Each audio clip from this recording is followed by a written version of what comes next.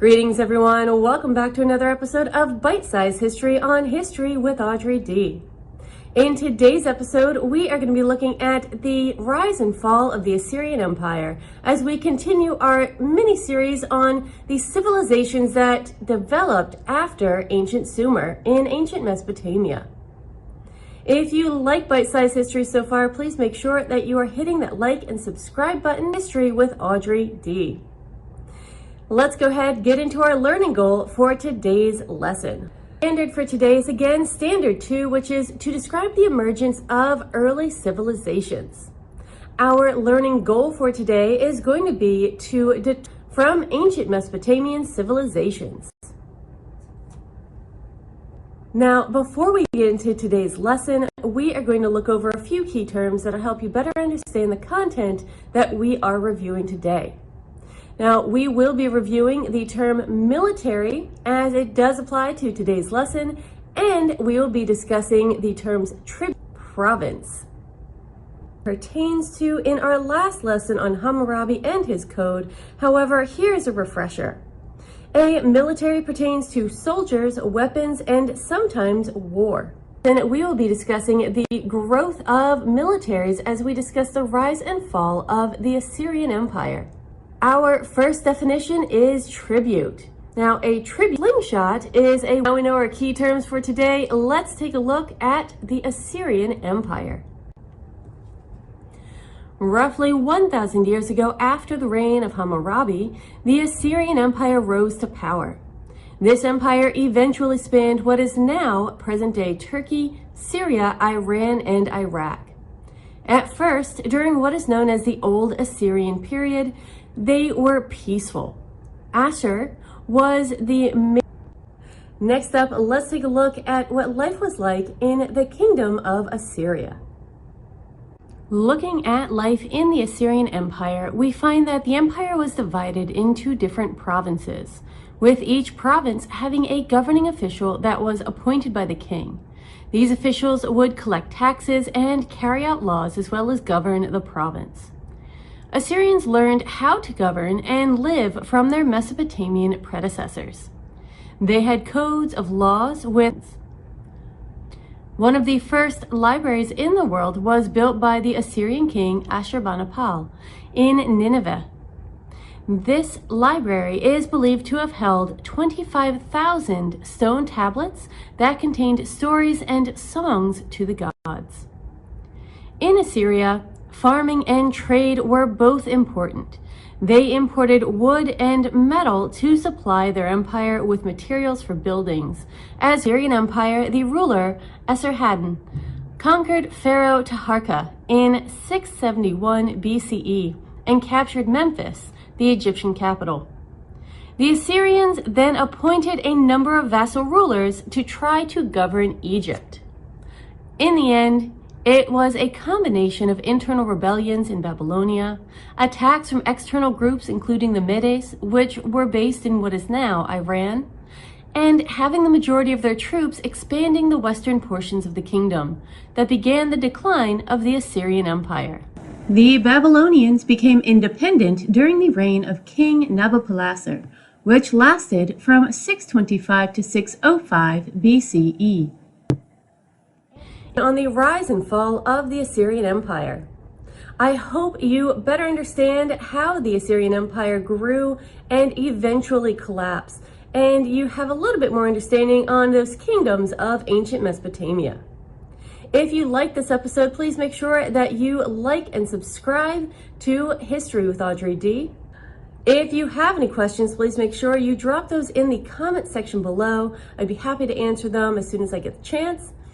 And if you like watching these episodes, please make sure that you find me on Patreon as History with Audrey D to support this channel. And you can also follow me on Instagram and TikTok as History with Audrey D as well.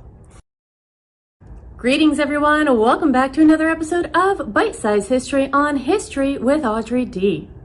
In today's episode, we are going to be looking at the kingdoms that followed Sumer after Sumer declined in ancient Mesopotamia. We'll also be looking at King Hammurabi and his code and just how it still impacts us today. If you like this channel so far, please make sure you're hitting and get into our lesson on Hammurabi, his code, and the kingdoms that followed ancient Sumer. Let's go ahead and take a look at our standard, our learning goal. Today's lesson, our standard is again going to be standard 2, which is to describe the emergence from ancient Mesopotamian civilizations. And our learning target is going to be to describe the accomplishments of Hammurabi and his code on government. We do have a few key questions today that we're looking to answer. The first of which is, what civilizations followed ancient Sumer as Sumer declined in Mesopotamia?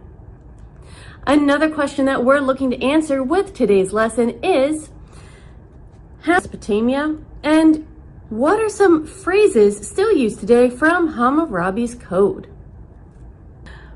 First up in today's lesson is going to be to look at a few key terms that will help us to better understand the core concepts of our lesson today. The key terms that we are looking at today are code and military. First up, over our key terms, let's take a look at what led to the demise of Sumerian civilization and the rise of new kingdoms in ancient Mesopotamia. The city of Babylon, which became known as one of the most renowned cities in Mesopotamia. God of justice, who is seated in the image. To look at Hammurabi's code and how these laws impacted Babylonian society, as well as help set the stage for laws that we use in present day. As previously mentioned, it is believed that Hammurabi received his code of laws from Shamash, the god of justice.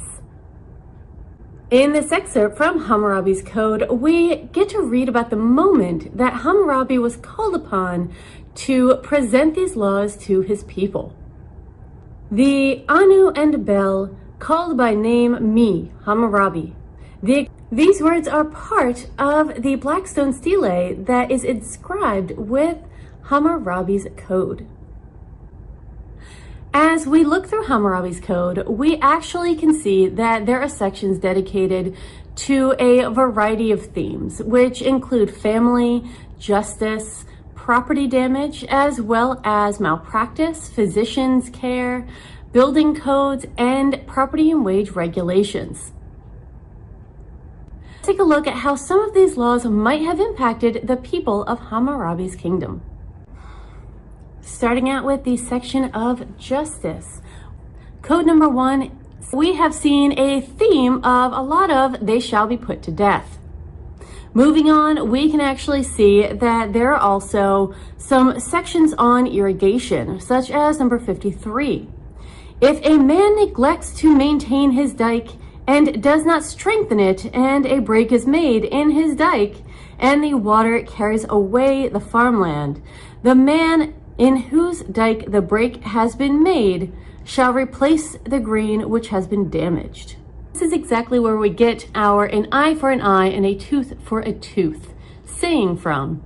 It is from Hammurabi's code, and this is where we get the fair is fair mentality, and many of his rules or laws really did apply to this style of leadership and justice in their own way.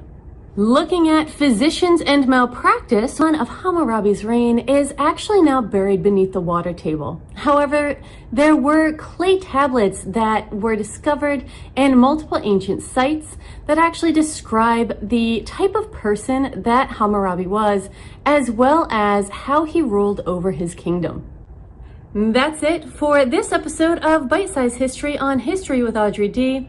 If you like this episode, please make sure you're hitting that like and subscribe button. A really great offshoot for us to better understand where some of our laws and some of our mentalities as society actually stem from when we look back and see Hammurabi's code and how this was the first set of laws ever really established in a civilization. If you like this